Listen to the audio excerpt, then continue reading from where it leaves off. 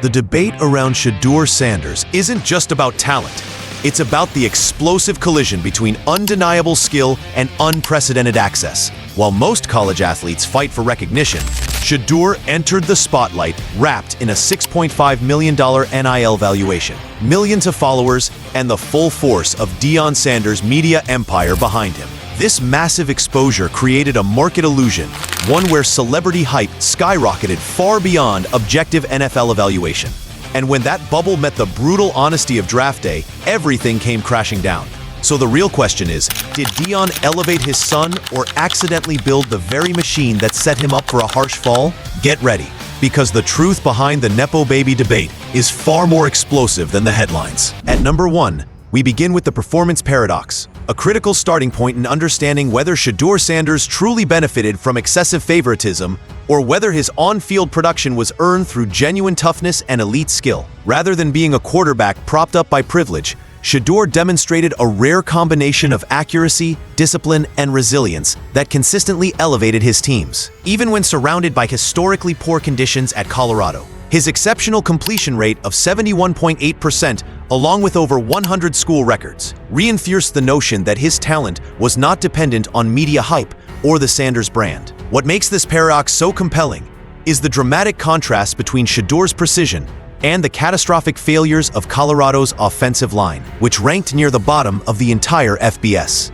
Facing pressure on 37% of his dropbacks, absorbing 42 sacks for 356 yards lost, and still producing top-tier passing grades illustrated not privilege but perseverance under extreme stress. This contradiction forms the core of the Nepo Baby debate. While Deion secured his son the starting role, he simultaneously placed him in one of the most dangerous environments for quarterback development, creating a system that forced Shedeur to survive rather than thrive. Scouts repeatedly praised his anticipation and ball security, 64 touchdowns against just 13 interceptions, traits that reflect preparation and football intellect, not entitlement. The too much label collapses when measured against the brutal context he operated in, where every snap risked injury and every drive relied on improvisation. Ultimately, number 1 reveals that Shedeur's college career was defined less by inherited advantages and more by an internal skill set forged under structural failure, thereby complicating any simplistic claim that Deion's influence inflated his success. Coming in at number 2, we move into the draft day reckoning,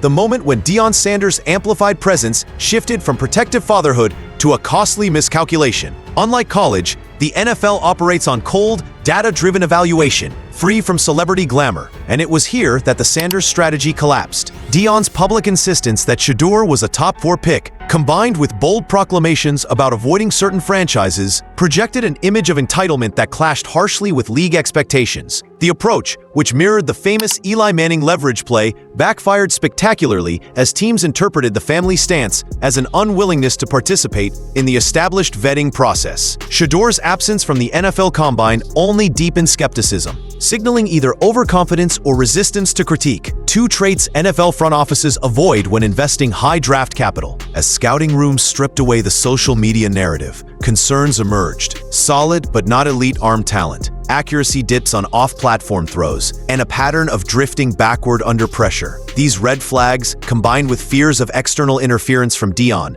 ultimately pushed Shedeur down draft boards. When quarterback-needy teams passed on him in favor of prospects like Cam Ward and Jackson Dart, the message became unmistakably clear. The NFL was unwilling to pay a premium for perceived baggage. Falling to the 5th round transformed what could have been a lucrative entry into a stark financial and reputational setback, costing Shedeur millions in guaranteed money and forcing him into a developmental track. Number 2 demonstrates that Deion's influence, once an asset, became a liability, proving that giving his son too much control ultimately limited his opportunities at the most pivotal stage of his career. At number 3, we confront the NFL reality check, the phase where the protective bubble surrounding Shedeur Sanders finally burst, leaving him to navigate professional football without automatic favoritism or guaranteed spotlight. The fallout from his draft slide triggered intense scrutiny, especially after Shedeur publicly compared the waiting process to being in jail for a crime you didn't commit, a comment many analysts saw as evidence of lingering entitlement shaped by years of insulation.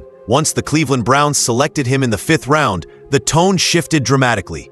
No longer the unquestioned starter, Shedeur entered the league buried on the depth chart behind fellow rookie Dillon Gabriel and multiple veterans, receiving no first-team reps and minimal opportunities to showcase his abilities in practice. His unexpected debut against the Baltimore Ravens, triggered by Gabriel's concussion, exposed the challenges of transitioning without adequate preparation, resulting in a tough stat line and a harsh welcome to NFL speed and defensive complexity. Yet, this adversity also created a potential opening. With Gabriel in concussion protocol, Shedeur could earn his first true start, signaling the beginning of a merit-based journey independent of his father's towering influence. This stage marks the ultimate correction to the too-much narrative, stripping away inherited advantages and forcing Shedeur to rebuild his standing through discipline, mechanical refinement, and consistent performance within a structured offensive scheme. The NFL offers no shortcuts, no media cushioning, and no guaranteed roles, only opportunity earned through production. Number 3 underscores that Shedeur's path forward will depend entirely on his capacity to evolve beyond college habits